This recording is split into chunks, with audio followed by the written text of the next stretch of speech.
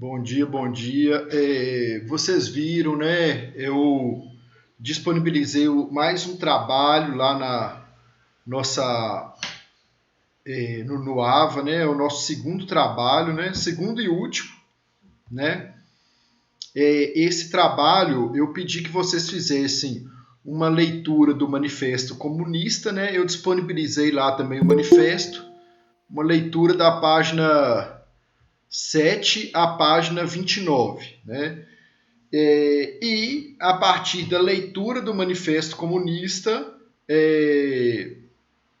vocês vão realizar uma análise crítica do respectivo texto, né? E dizer quais os argumentos que vocês concordam, quais vocês não concordam. Pessoal, é óbvio, né? Lógico que assim nós estamos aqui num curso superior, né? E essa análise ela tem que ser feita como aluno de curso superior, né? Porque se eu desse esse mesmo trabalho, por exemplo, né, para uma turma de segundo grau, né, terceiro ano, segundo ano do segundo grau, com certeza eles fariam também, né? Mas eles não fariam de uma forma como eu espero que vocês façam, né? Porque o pensamento de Marx, né, de Karl Marx, sobretudo no Ocidente, né, nessa parte do planeta que a gente vive, ele foi muito criticado, né, porque prega basicamente o poder ao proletariado, né? O que ele prega é que o produto, né, da produção seja igualmente dividido entre trabalhador e patrão, né, e dono do capital. Na verdade, em última análise, ele prega que o proletariado seja o dono do capital e faça ali uma divisão equânime, né, do produto dessa produção. E claro, né, é óbvio que a gente vive aí num mundo extremamente capitalista, então o pensamento dele foi muito, muito, muito criticado, né? Agora mesmo no Brasil a gente se depara aí o tempo todo, como por exemplo, né, a questão lá da Venezuela, né? Que sempre eles estão postando aí em grupos de WhatsApp, né, pessoas assim em situação de miséria absoluta e falando ao socialismo aí, se você quer socialismo, vai para a Venezuela e tal, né? É, então, assim, é lógico que tem os pontos bons, igual quase tudo nessa vida, e tem os pontos positivos e os pontos negativos, né? Eu quero justamente que vocês façam, né, essa ponderação aí, essa análise, né, dos pontos positivos, dos pontos negativos e emitam a opinião de vocês, né? Igual eu já disse aqui, né, nessa turma, tudo no direito vai ser dessa forma, né? Vão ter os argumentos favoráveis e os argumentos contrários, né? Vai caber ao julgador ponderar, né, entre os argumentos que lhe são levados e decidir. Agora, estes argumentos que são levados ao julgador, estou falando no plano prático, tá, gente? Né? No plano do dia a dia forense aí, né? No dia a dia aí do profissional do direito, né? A forma como esses argumentos serão levados ao julgador é óbvio que vai influenciar na decisão dele. Então, se o Pedro, por exemplo, né, compra um telefone, vai lá comprar um telefone celular. Quando ele chega na loja lá, ele quer comprar crediário. E a menina que a atendente, a vendedora, fala assim, olha, nós não podemos vender para o senhor a prazo, porque seu nome está negativado aqui pela TIM, por exemplo, né? Aí o Pedro fala assim, ah, não, mas eu nunca tive relação jurídica com a TIM, né? E se ele aviar uma ação, né, falando que o nome dele está negativado, por exemplo, né? E se ele não juntar no processo um documento que comprove que o nome dele está negativado, é óbvio que ele não vai ganhar a ação, né? Por quê? Tudo no ambiente forense, né? Nessa perspectiva processual aí, tudo que for dito deve ser devidamente comprovado, né? Seja através de prova documental, pericial, testemunhal. Então, por isso que, né, muitas vezes a gente vê aí as pessoas falando assim, na justiça, né, quem tem bons advogados consegue se sobrepor, né? E é verdade, né? Isso é verdade. O advogado tem que ser muito atento, tem que saber produzir a prova, falar no momento certo, né? Utilizar-se ali do meio processual adequado ali para pleitear a questão do seu cliente. E ao julgador vai caber fazer a análise disso tudo aí, né? Então, por isso, né, que eu falo da importância, né, de vocês fazerem o trabalho.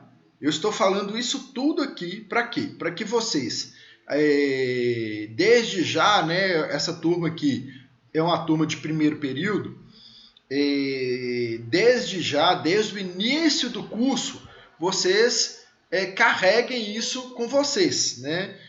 Saibam dessa questão desde então, né? De tudo vai ter argumentos favoráveis e argumentos contrários. E muitas vezes, né,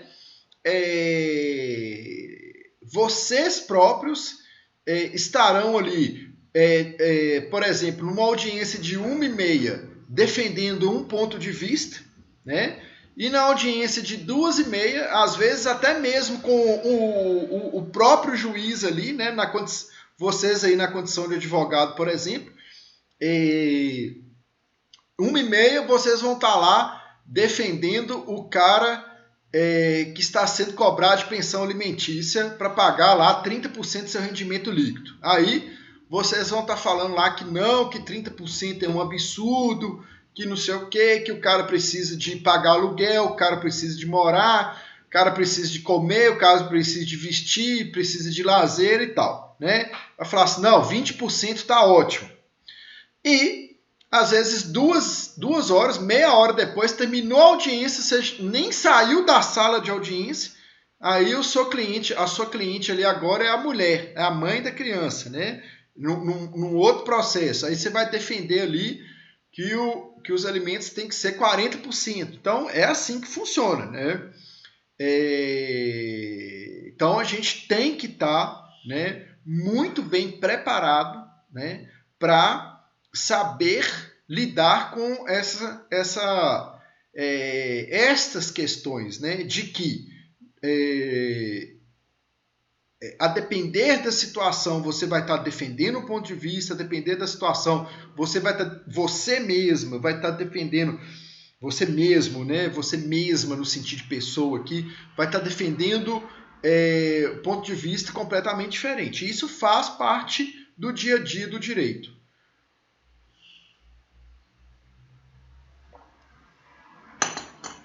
E, né, sempre também, né, é o que eu falo, a defesa dos seus argumentos ela vai ter que ser ancorada em alguma fundamentação. Então, se você está defendendo ali, né, por exemplo, nesse exemplo que eu dei aqui, que os alimentos, né, nessa questão dos alimentos, você está defendendo lá que o cara tem que pagar 20% dos seus rendimentos líquidos e não 30%, né?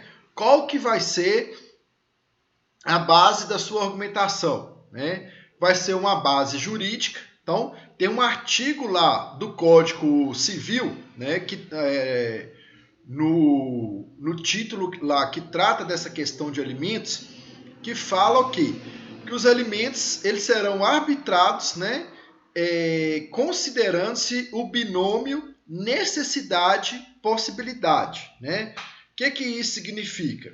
Necessidade do alimentado. Ele necessita, né, a criança menor, né, só pelo fato dela ser menor, ou seja, incapaz, ela necessita ser alimentada pelos seus genitores, né?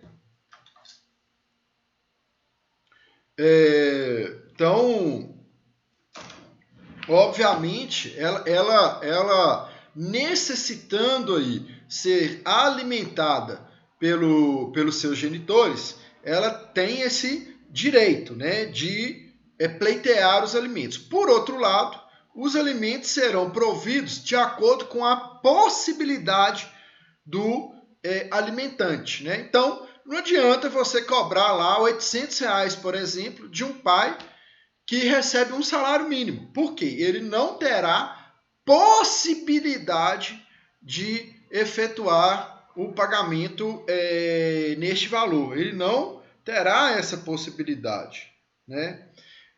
Então, esses dois critérios eles estão dispostos lá no artigo de lei. Aí a sua fundamentação, né, a sua fundamentação jurídica vai ser ancorada neste artigo, né? E o contexto fático você vai narrar, né? Aí na sua narrativa fática, o que você vai falar? Você vai falar, olha, o meu cliente, ele ofere aqui renda mensal de um salário mínimo, né? Está sendo pleiteado alimentos aqui no R$ 800. Com esse salário mínimo, ele precisa morar, alimentar, vestir, né? Ele precisa sobreviver. Então, é impossível, né? Não há possibilidade dele pagar R$ 800 de alimentos, né? Agora, por outro lado, se for de uma outra vertente, né, numa outra perspectiva, né, o cara ganha lá R$ 5.000, né, e quer pagar R$ 300, R$ 330, que corresponde a 30% do salário mínimo. Ele vai falar assim, não, 30% do salário mínimo é mais que suficiente para suprir as necessidades da criança, né? Uma criança de 5 meses e tal, ele vai argumentar isso, né? Do outro lado, vai falar o quê? Olha, ele tem possibilidade, né, de pagar mais. Ele ofere renda mensal de R$ 5.000, né? Então, ele pode muito bem pagar um salário mínimo, por exemplo, de alimentos, né? Agora, quem está falando isso, né, que ele ofere renda mensal de R$ 5.000, tem que comprovar que ele ofere renda mensal, né? Ah, mas eu estou separada do homem, já tem, por exemplo, a mulher pode falar assim, eu já estou separada do homem, tem 6 meses, eu não tenho acesso ao contra-cheque dele. Como que eu vou comprovar isso? Mas eu tenho certeza que ele ganha R$ 5.000 por mês, né? Nós vamos, então, pedir para o juiz oficiar a empresa. Nós vamos narrar isso no processo, né? Nós vamos fazer ali uma narrativa fática, falar, olha, o fulano trabalha na empresa tal, na empresa X, né? O endereço da empresa é este, ele ofere renda de R$ 5.000, nós não temos como comprovar nesse primeiro momento, mas gostaríamos que fosse expedido um ofício a esta empresa, né? Para que confirme lá que ele recebe esses R$ 5.000. Então, tudo isso, gente, tem que ser pensado, tem que ser trabalhado pelo profissional do direito, né? E na perspectiva do juiz é a mesma coisa, né? O juiz, para ele ali construir o seu convencimento, o juiz ele não pode agir em regra de ofício, né? Ele vai deixar que as partes, né, que estejam ali devidamente representadas por advogados, construam os seus respectivos entendimentos, para no final ele decidir. Mas o poder do juiz no ordenamento jurídico brasileiro é muito amplo, né? Tanto no processo civil quanto no processo penal. Então, ele pode ali, eventualmente, para construir o seu convencimento, pedir a produção de prova de ofício, né? Ou seja, ele pode falar assim, ó, eu quero, né? Ela está falando que ele ganha 5 mil, mas ela não fez pedido para expedir ofício, né? Estou dando esse exemplo. O cara, por sua vez, fala que não ganha 5 mil, né? Eu estou na dúvida. O que eu vou fazer? De ofício, eu vou pedir que eles peçam um ofício à empresa para que a empresa me informe isso.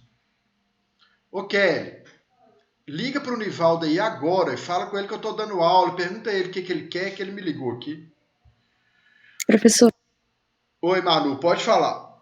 Não, eu ia falar que seu áudio está desligado. Ah, não, é porque eu desliguei de propósito aqui. Uhum. Porque eu fui falar um negócio com a minha secretária aqui. Mas, gente, então, é assim que eu quero, né? Que eu tô falando isso tudo aqui, gente, né? Por quê? Vocês estão no primeiro semestre, né? Eu estou falando isso tudo aqui para vocês já começarem a pensar nisso a partir de uma aula de filosofia, né? De um simples trabalho de filosofia.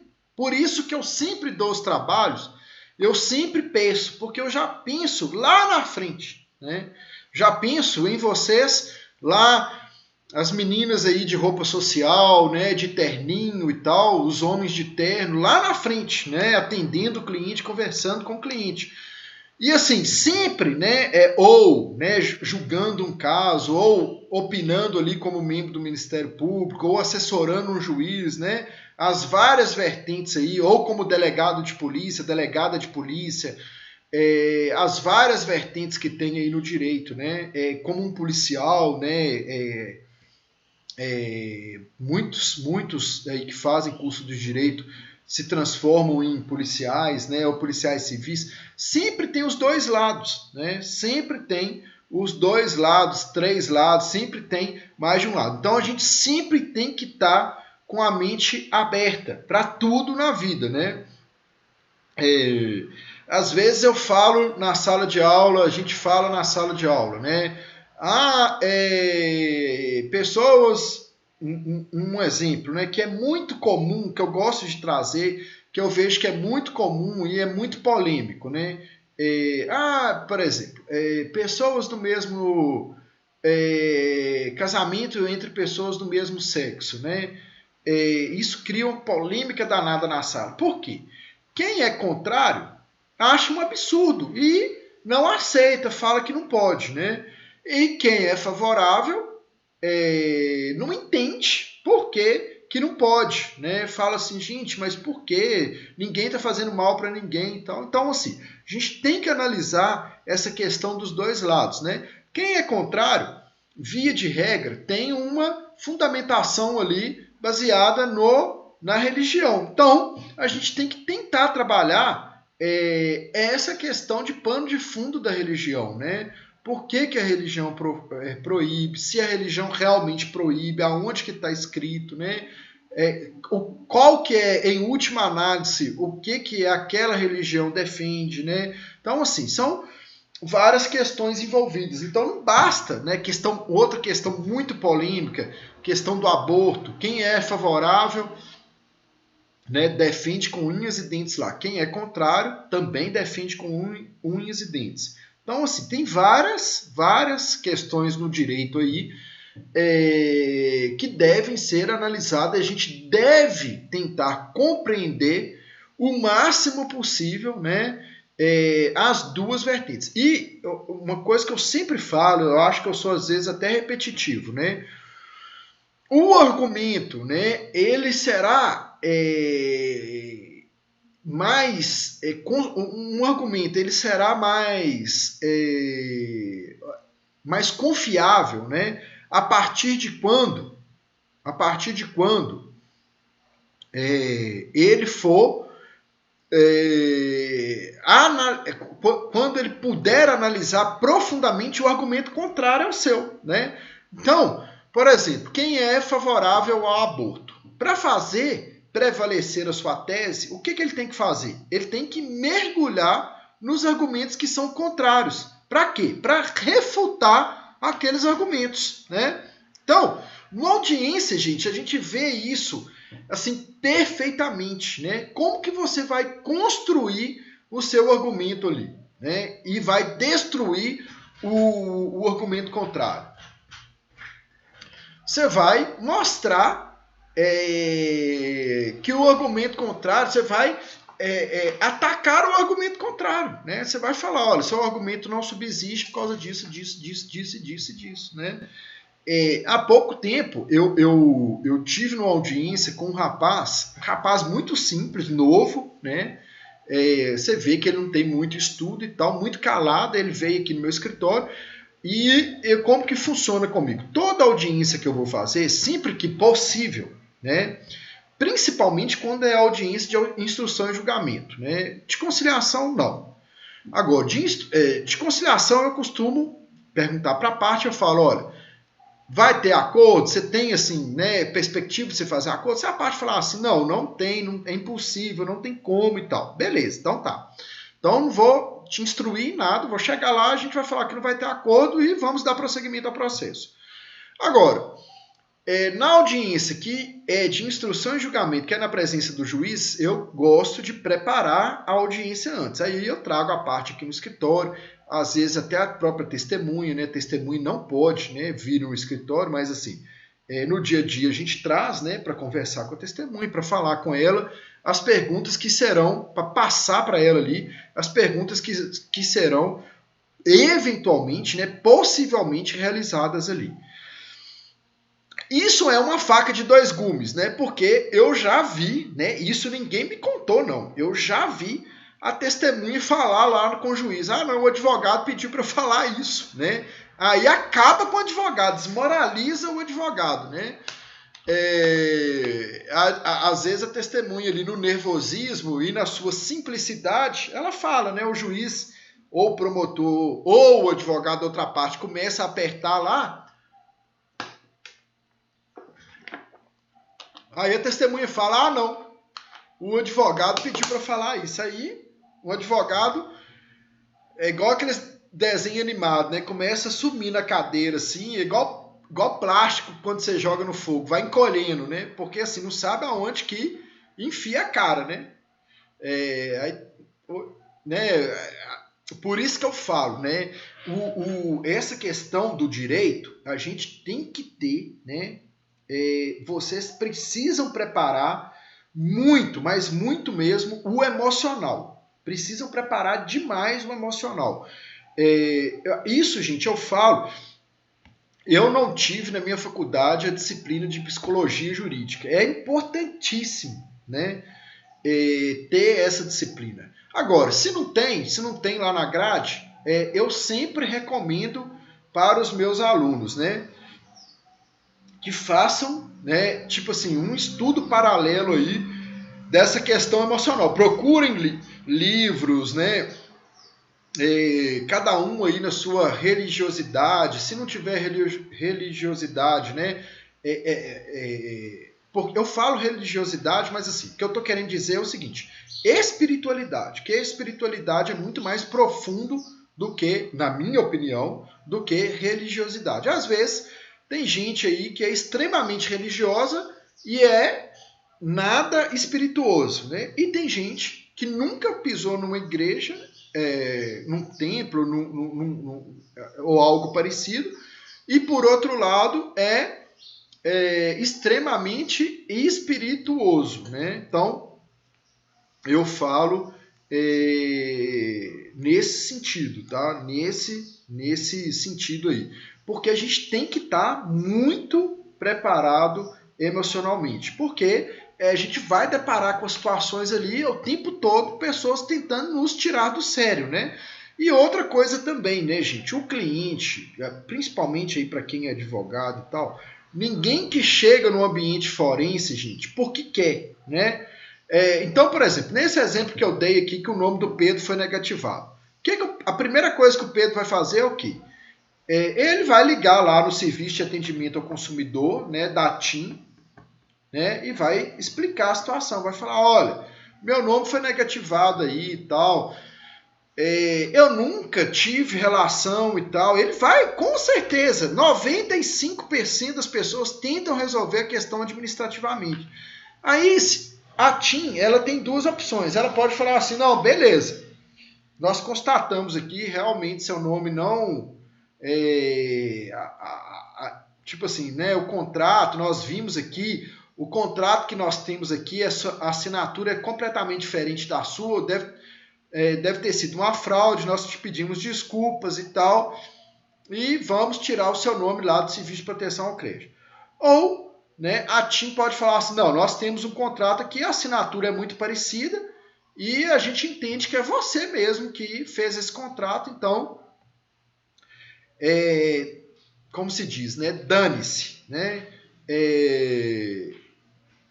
se vira. Né? Se você quiser judicializar aí a gente vai ver na justiça. Mas aí, o que eu estou querendo dizer? Ninguém chega, né, num ambiente de disputa judicial porque quer, gente. Né? Todo mundo que está ali foi a última escolha da pessoa. Né? Ou seja, a pessoa já chega emocionalmente ok, gente, abalada, abatida. Então, a gente tem que ter, não adianta. Você imagina a pessoa chegar no seu escritório, né, já assim, querendo, contando um caso ali, querendo resolver uma questão e tudo que para ela não é viável. Se você atender a pessoa ali de uma forma grosseira, né, ou tipo assim, fazer colocações inadequadas, então assim, você tem que estar muito bem emocionalmente. Eu conto um caso que aconteceu comigo, porque eu falo, quando eu formei no direito, eu trabalhava já no fórum. Na época, eu era cedido pela prefeitura, né? Então eu estava no fórum e fiquei um tempo no gabinete, né, da juíza, de uma juíza. Eu fiquei trabalhando um tempo no gabinete. Aí assim que eu formei, a assessora dessa juíza, ela havia conseguido um emprego de advogada, né, em Belo Horizonte, né, numa empresa lá, e surgiu a vaga de assessor. Aí a juíza foi e me convidou. Falou, você quer assumir a vaga? Eu falei, quero. Né? Então eu fui ser assessor assim que eu formei. E por ali eu fiquei 10 anos. Mais de 10 anos, né? Então, eu comecei a advogar tem mais ou menos 4 anos. E meu primeiro caso, né, lá na advocacia, foi caso de família. Aí eu me lembro direitinho que eu estava sentado, né, no escritório, no nosso escritório lá era uma mesa de frente para outra. Eu ficava de frente para a advogada, né? E teve um dia que uma cliente esteve lá, aí a secretária agendou para ela e tal, aí quando a cliente entrou, ela já foi direto na minha mesa. Não sei porquê, a advogada estava lá também, aí a cliente já foi direto na minha mesa. Foi meu primeiro atendimento como advogado, né? E ela sentou e falou assim, eu quero divorciar. Eu falei, beleza. Falei, para divorciar, eu falei, qual que é o regime de casamento? Ela, comunhão parcial de bens. Eu falei, o que vocês construíram no casamento? Uma casa, um carro, um lote e não sei o quê. E tinha uma outra coisa lá, no livro. Vocês têm filho? Temos. 2 filhas. Uma filha e um menino. 2 filhos. Um menino, um casal. Beleza.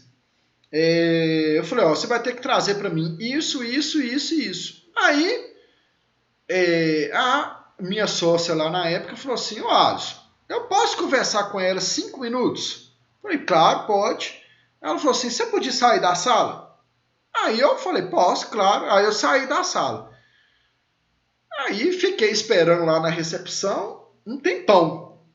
Aí na hora que a mulher saiu chorando, né? Assim, não saiu chorando, mas você via que ela havia chorado. Aí na hora que eu entrei, minha sócia falou assim, não é caso de separação, não. Eles tiveram uma briga ontem à noite e tal. Aí eu perguntei para ela, né?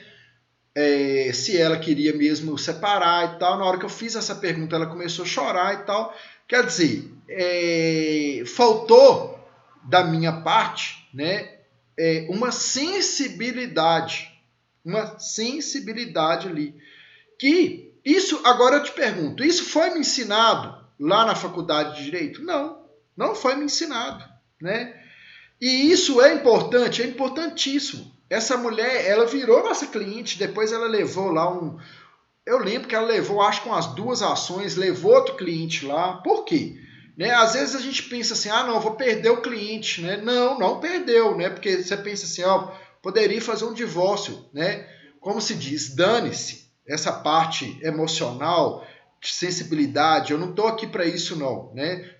Estamos sim, tá? Isso é importantíssimo para a construção aí do seu nome e tudo, tá? Então, tudo isso, gente, que eu estou dizendo aqui, são questões que práticas, né? Questões do dia a dia do profissional do direito, que em regra não nos são trazidas na faculdade e que são de suma importância, né, para o êxito profissional, né? O êxito profissional, e eu entendo até pessoal, né? Porque a partir de quando você está bem aí profissionalmente, que você fez um atendimento, que você está bem com a sua consciência ali, que você sabe que aquilo ali foi bem desenvolvido, você vai ficar bem pessoalmente também, né? Então, é nesse sentido aí, tá? Que eu falo, né, com vocês, tá bom? Alguém tem alguma dúvida, quer fazer alguma ponderação com isso que foi dito aqui, quer falar alguma coisa, quer fazer alguma colocação, trazer alguma experiência aí que já aconteceu com vocês e contar pra gente aqui, ou não? Podemos continuar aqui.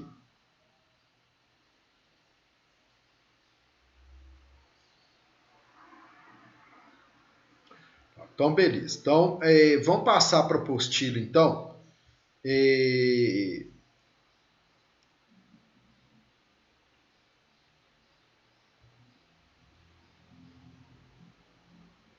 Na apostila, gente, eu lembro que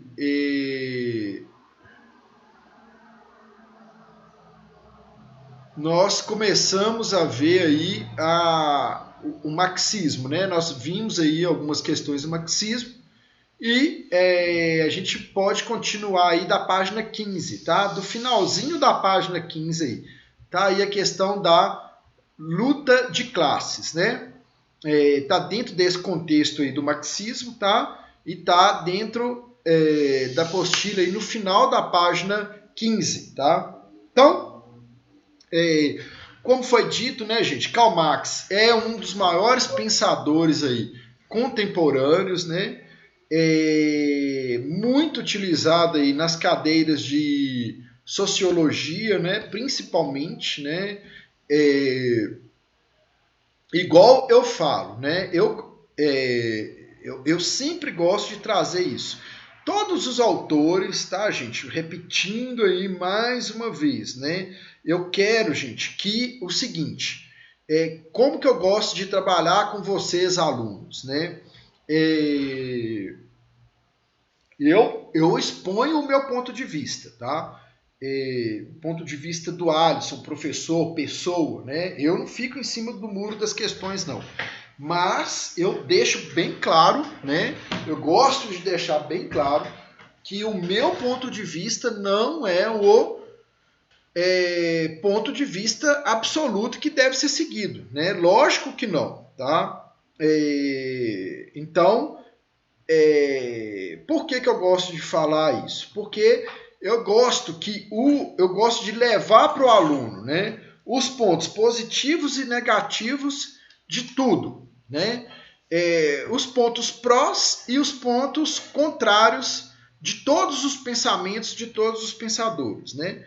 E o aluno, né, no livre desenvolvimento da sua personalidade, né, na sua autonomia privada, com tudo aquilo que ele carrega, né, consigo ao longo da sua vida aí, ele possa construir o seu próprio entendimento, né? E pronto, né? É claro, gente, que nós estamos numa faculdade de Direito, né? Então, assim, numa faculdade de Direito, preponderantemente, né, o nosso objetivo primordial vai ser o quê? Né? Defesa de direitos, né? De direito de minorias, né? De direito das maiorias, vai ter direito. Todos devem coexistir. É isso que a gente deve trabalhar, né? Mesmo que a gente não concorde, a gente deve pensar nessa questão do respeito. Olha só, aqui na cidade que eu estou morando, em Unai, olha só, gente, ontem e hoje, né, eu até comentei isso, eu tive no Pilates hoje de manhã, né, no horário aí de 6 a 7 da manhã, eu fui no Pilates. Aí comentei lá com a menina que é minha instrutora lá, né? É uma menina nova, até parece um pouco com a Lorena, né? Com a Lorena Viana aí. Lorena estava me atentando agora de manhã aqui, né? Perguntando do link da aula. Cadê o link? Cadê o link? Aí depois ela falou: achei, professor. Graças a Deus, né? Mas, olha só, o que aconteceu aqui na minha cidade, na cidade que eu estou morando aqui recentemente. Hoje é terça, né? Parece que foi domingo isso, ou de sábado para domingo. Eu até cheguei a ver de uma cliente aqui, ou de uma aluna, eu não lembro, postou uma menininha de 6 anos que estava desaparecida, né? Ele postou lá no status do WhatsApp. Aí eu olhei e vi a menininha, eu ainda pensei, gente, o que será que aconteceu, né? Essa menininha tão novinha sumiu, de 6 anos. A gente fica imaginando, né? Eu não tenho filhos, mas eu fico pensando, gente, igual eu tenho 2 cachorros, pode falar que é igual filho, né? Quando eu vou passear, às vezes eu vou na pracinha com eles, às vezes não, eu vou com eles numa pracinha aqui todo santo dia, eu tenho que ir. Então, às vezes eu solto eles lá, e assim, às vezes a gente se distrai, né? Eu não levo o telefone celular pro passeio justamente para não ficar no WhatsApp, né? Para descansar a cabeça mesmo. Mas às vezes você senta lá, aí você se distrai, você olha. Às vezes você, né, tem alguém lá, conversa com você, te faz uma pergunta, ou você viaja mesmo sozinho ali. Aí quando você olha, o cachorro sumiu, tá solto, aí você fica preocupado, né? Aí eu fico pensando nessa situação. Eu falei, filho, criança, eu não tenho filho, mas eu tenho sobrinho, é a mesma situação, né? Às vezes você vai com a criança aí em determinado ambiente, tá cheio, sei lá, e tal, você se distrai um pouco ali e você perde a criança. Aí eu fico pensando nisso. Eu falo, às vezes a mãe se distraiu ali, alguma coisa, né? E a criança se perdeu. Aí encontraram essa menina, né, gente? Infelizmente a menina encontrou ela dentro de um rio, né? Boiando lá o corpo, morta. E foi fazer um exame, foi analisar o corpinho da menina lá. A menina havia sido estuprada, né, torturada, né, o maxilar quebrado. Eu até li a reportagem, o delegado falou, o policial, né, um policial militar, falou assim, ele literalmente falou assim, moeram a menina antes de matar a menina, né? Quer dizer, quebraram a menina, estupraram a menina, né? Teve abuso sexual, né? Então, aí foi descobrir, era o padrasto da menina, né? Porque desde o início, quando começaram as buscas pela menina, eles já ficaram desconfiados do padrasto. Aí eles estavam monitorando ele, né? Porque levantaram a ficha dele e ele já tinha matado e estuprado a própria mãe, né? Então,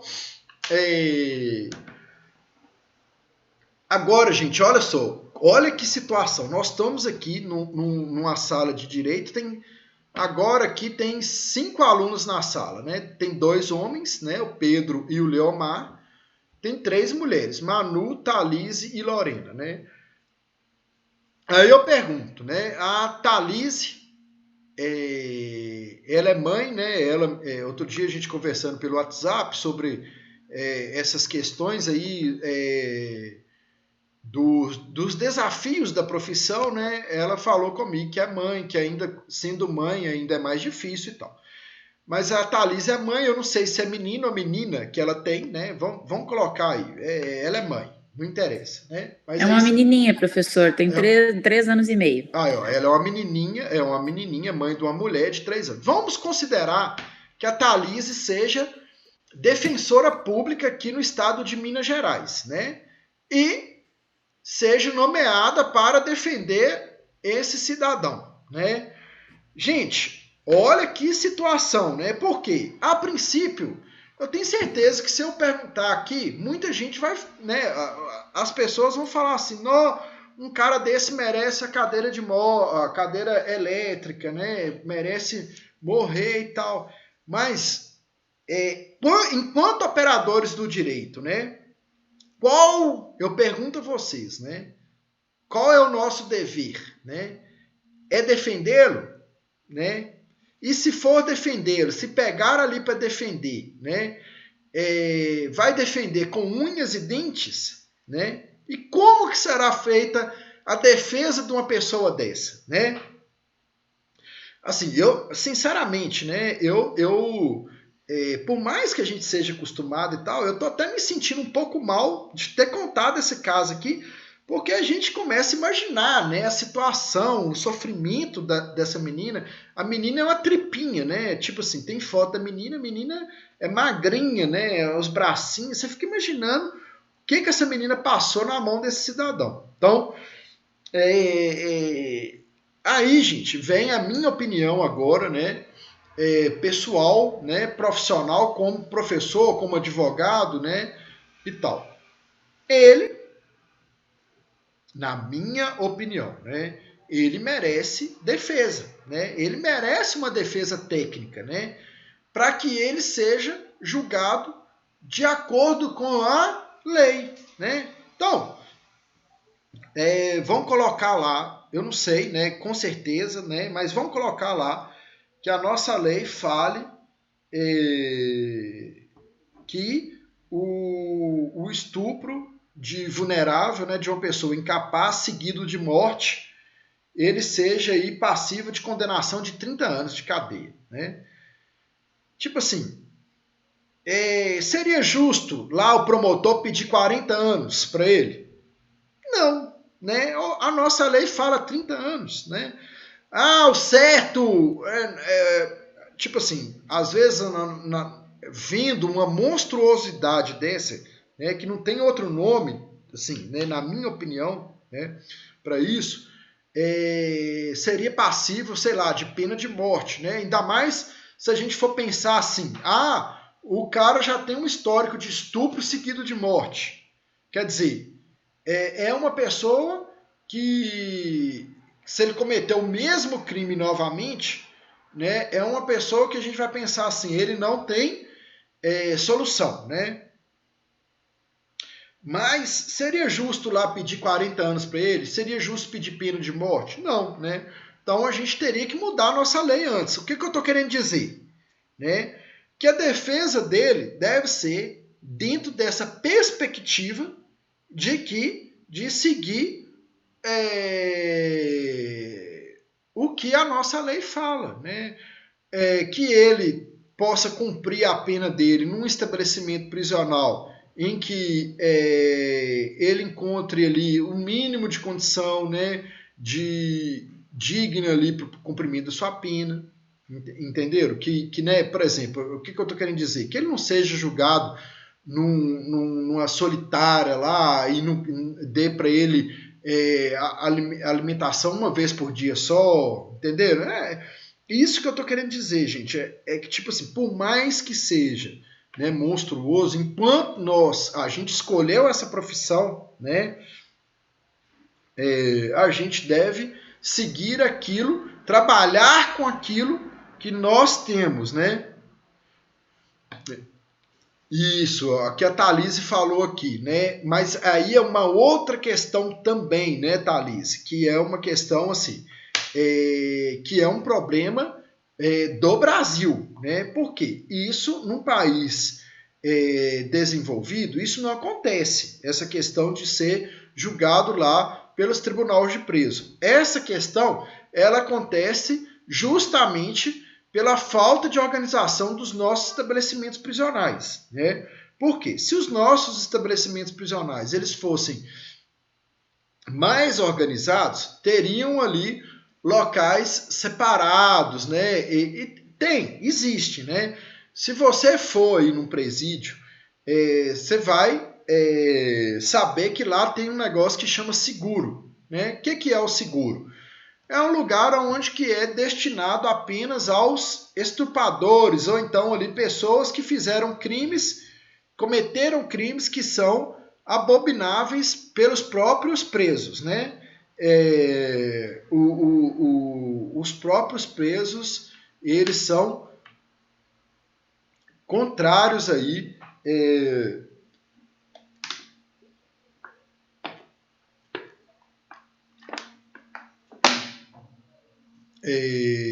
ao estupro, né? Igual a Thalys falou. Esse seguro, como que funciona esse seguro? Quem está ali fica separado dos demais presos, não pega, né? Não toma ali o que eles chamam de banho de sol no mesmo horário, né? E no mesmo dia dos demais presos. E uma outra coisa, quando acontece a rebelião, aquelas pessoas que você vê lá, né, amarradas em colchões, na linha de frente ali, né, com a cabeça cortada e tudo, essas pessoas, via de regra, né, são essas que estão ali no seguro, né?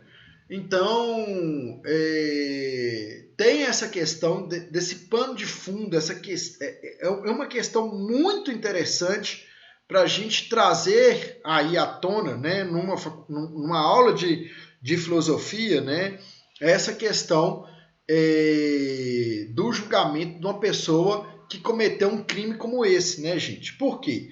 A gente começa a pensar, faz a gente pensar, né? Traz aí para o nosso imaginário, para nossa cabeça, né? Enquanto operadores de direito, né? Os desafios da nossa profissão, né? Então, o julgador também tem que ter muito cuidado num caso como esse, né? Por quê?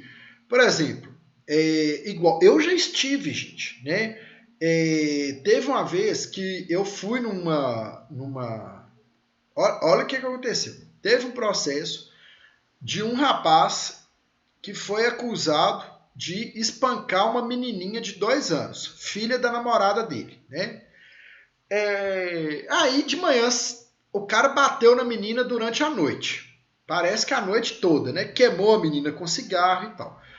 Quando deu 5:30 da manhã, essa menina teve lá tipo um ataque epilético, né? A menina passou mal mesmo, né? Ele pegou a criança junto com a mãe e levaram a criança carregada ao hospital, né? O hospital ficava ali a mais ou menos uma distância de 3 quilômetros, né? Da casa onde que eles moravam, da casa onde que eles estavam, né, até... Eles percorreram aí 3 quilômetros com a menina no colo. Chegou no hospital, ele começou a cair em contradição lá, a médica foi e chamou a polícia, desconfiou, ligou para a polícia. Aí pegaram, a polícia foi no local, ele já tinha ido embora, pegaram ele chegando em casa. A polícia já conhecia ele, já tinha um histórico aí de crimes, mas era outro tipo de crime, né? A polícia abordou ele, prendeu ele, né? Aí, enfim, o pai dele foi no escritório lá e falou assim, olha, meu filho cometeu tal crime, eu já fui nos 6 escritórios de advocacia aqui da cidade, ninguém quer pegar meu caso. E o pai dele falou com essas palavras, falou assim, ó, o que ele fez é abominável, né? Eu acho um absurdo o que ele fez, né? Eu tenho pavor disso que ele fez. Mas ele é meu filho e eu entendo que ele tem direito à defesa. Eu não quero que ele fique à míngua lá, né? Aí, a minha sócia, na época, também tem um casal de filhos, né? Hoje a menininha dela deve estar com 6 anos, o filho deve ter 7, 8 anos, né? A minha sócia,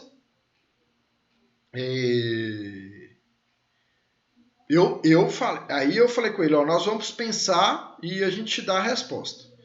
Aí eu falei com a minha sócia e tal, falei com ela, ó, se você não tiver à vontade, porque você tem seu casal de filho e tal, não tem problema não, a gente não vai pegar não. Ela falou assim, ó, vamos fazer o seguinte, vamos cobrar X, que era um valor alto, né? Se ele falar que vai pagar, beleza. Aí a gente faz a defesa, né? Ela falou, eu entendo que ele tem direito à defesa. Beleza. Pegamos e assumimos o caso. Nós, gente, assim, quando eu cheguei lá na secretaria, porque era uma cidade pequena, né, do fórum, né, para pedir vista do processo, que eles viram que era esse processo, todo mundo me olhou torto, todo mundo passou a me olhar torto, né?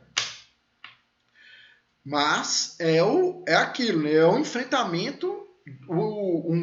Há pouco tempo eu tive uma ação e tal, e era contra uma pessoa assim, meio perigosa, né? E tal. Eu falei com um advogado que estava comigo, né? Ele virou para mim e falou assim: não, nós advogados, a gente não pode temer nada, não. Falou assim: não tem que ter medo, não precisa ter medo, não. Vamos enfrentar. Aí, né, foi mais uma lição que eu aprendi na minha vida. Eu falei, realmente, né, a gente não pode ter medo de nada. Aí, pegamos o processo. O que aconteceu nesse processo? Olha só, né? No dia que nós chegamos para a audiência de instrução e julgamento, tinha um juiz lá, era um juiz novato, né, na profissão, muito tosco, né? E ele foi extremamente imaturo. Antes de começar a audiência de instrução e julgamento, eu falei com ele, falei, ó, doutor, eu queria fazer um pedido aqui e tal, por questões processuais, né? Porque tinha ali questões processuais para serem observadas, né? Que a audiência dele demorou muito tempo. Ele estava há mais de 6 meses preso sem ser ouvido pelo juiz. A audiência dele foi acontecer com 8 meses, né? E isso aí é passível de liberação por habeas corpus, por excesso de prazo. Aí nós deixamos isso acontecer propositalmente, né? Aí eu falei assim, na audiência o juiz vai liberar. E na hora que eu cheguei lá, eu fui falar isso com o juiz antes de começar a audiência. O juiz virou para mim e falou assim, eu não vou soltar esse cara, entendeu? Não quero nem saber, você pode falar o que se for aí, que eu não vou soltar ele. Aí eu falei, não, beleza, né? Fizemos a audiência. O juiz era grandão, um cara de 2 metros de altura por 2 de largura. O juiz estava olhando para ele lá com vontade de dar umas pancadas nele mesmo. Eu entrei com habeas corpus, nós conseguimos soltar o cara, né, para responder o processo em liberdade. Mas enfim, gente, são questões. Você perguntar para mim assim, Alisson, né, você é a favor do que o cara fez, ter batido na menina e tal, com uma menina de 2 anos e tudo? Claro que não, né, gente? É óbvio que não, tá? Mas assim, a gente trabalha com aquilo que o ordenamento jurídico nos coloca. Esse cara, por incrível que pareça, está preso de novo. Ele ficou solto 3 meses. Aí ele estava numa casa, a polícia deu um pulão naquela casa e encontrou droga lá, né? Mas assim, eu quero, gente, né, trazendo para vocês aqui, né, essa questão que vocês precisam também saber distinguir questões pessoais de questões profissionais, tá? Vocês vão lidar com situações aí no dia a dia que muitas vezes serão contrárias às suas convicções pessoais, tá? Alguém quer fazer algum comentário sobre essa questão? Quer fazer uma colocação diferente da que foi colocada aqui? Porque eu sei que esse tema é muito polêmico, né? Pode ficar à vontade, gente. Pode falar o que pensa mesmo. Porque aí a gente vai debater aqui, vai ponderar tudo que foi dito, tá? Pode falar, gente.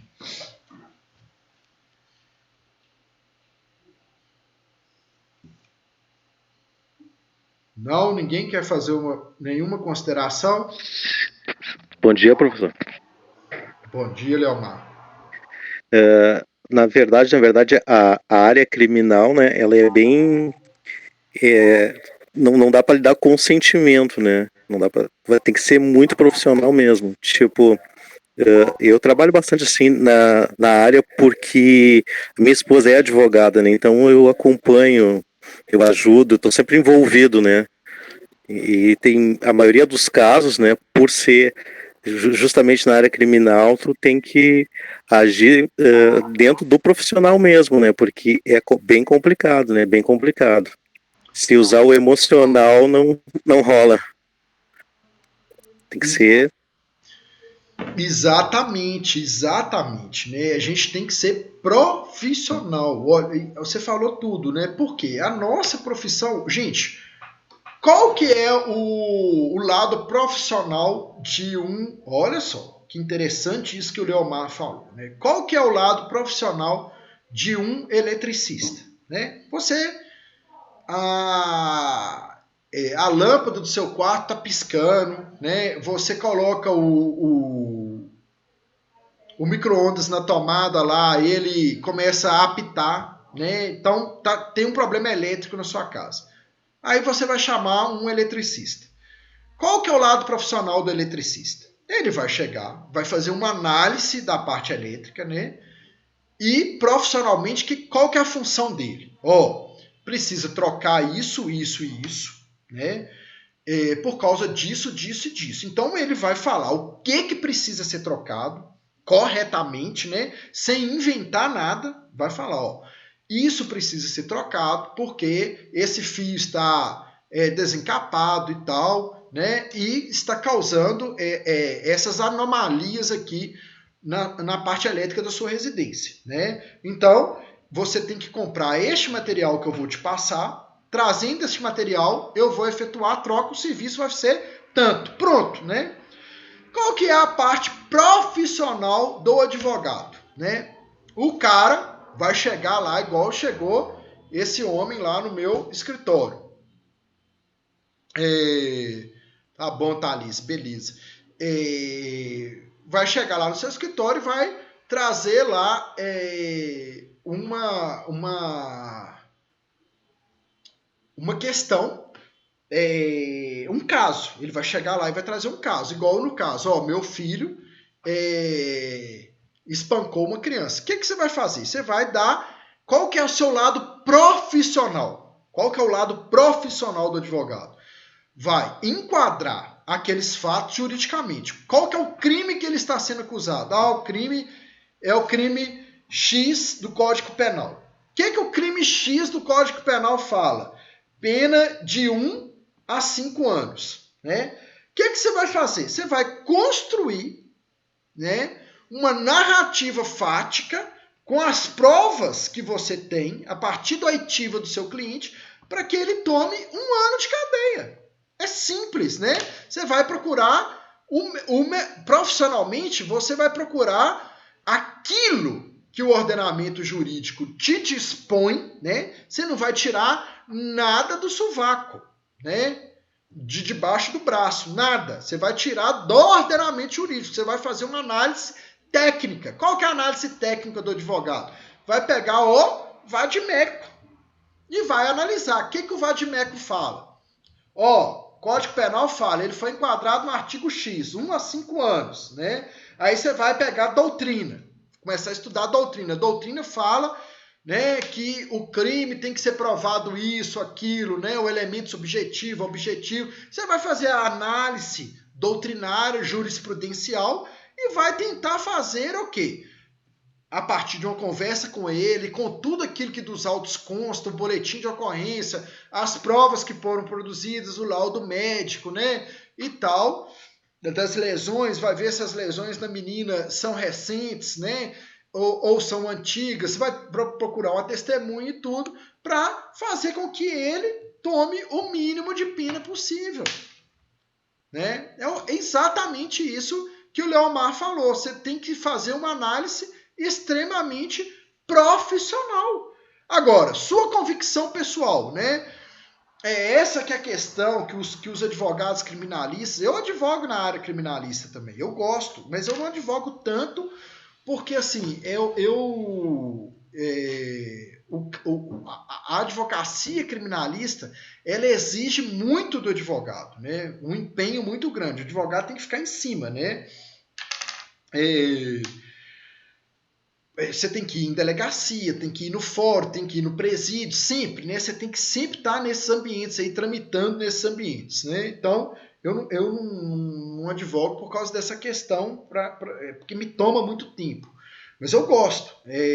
Mas assim, você vai lidar. Agora, é claro que, né, igual o Leomar. Leomar está aqui, né? Eu não o conheço pessoalmente, virtualmente, mas é uma pessoa que você vê que é um bom aluno, sempre está na sala, né, e tal. É lógico que você perguntar para o Leomar, Leomar, você é a favor do cara que assaltou um banco? Ele vai falar, não sou contrário e tal. Mas, entre ser favor e contrário às convicções pessoais dele, né, não tem nada a ver com a profissão dele, né, de advogado criminalista. Então, é este discernimento que a gente tem que ter em mente, tá, gente? Então, assim, isso é muito importante, gente, vocês que estão no primeiro período, começarem a construir isso desde o início, tá? Tá bom? Gente, então, assim, nossa aula aí tem 1 hora, né? Ininterrupto, um bate-papo bem bacana hoje, que eu gostei muito dessa aula, né? Dessa conversa, desses pontos de vista que foram trazidos aqui na aula, né? Muito importante. Vamos encerrar por aqui. Nossa turma tá tranquilo, tá? Tipo assim, nós estamos aí com prazo bom para ver essa apostila AV2 toda, né? Na próxima aula vocês vão entregar o trabalho. Alguém quer falar mais alguma coisa? Lorena, Pedro, o próprio Leomar, vocês querem fazer mais alguma consideração? Querem fazer mais alguma colocação? Professor, só uma pergunta. O trabalho é para fazer nos moldes do primeiro? Isso, Pedro, isso mesmo, fazendo os moldes do primeiro. Você vai dar uma lida lá da página 7 a 29, né? E vai ali buscar, aí você pode fazer uma pesquisa complementar, né, sobre o Manifesto Comunista e tal, se inteirar melhor do assunto, né? E trazer aqueles argumentos que você entende ali que são bons, que são favoráveis, que são úteis, né? E trazer também os argumentos que você entende que não são favoráveis, que são inúteis, que não prestam, e por fim concluir, tá? É nesse sentido aí que eu quero trabalho, que eu quero que você faça uma análise falando dos argumentos que você entende que são bons, que você não entende que não são bons. Se você entender que só tem argumentos inúteis, não tem problema. Você pode falar, tá? Beleza? Tá bom, muito obrigado, professor. Então tá. Então beleza, Pedro. Então tá bom, gente. Então vamos encerrar por aqui. Uma boa semana aí, tá? Qualquer dúvida, vocês podem me perguntar pelo WhatsApp ou pelo AVA. Um abração a todos, fiquem com Deus.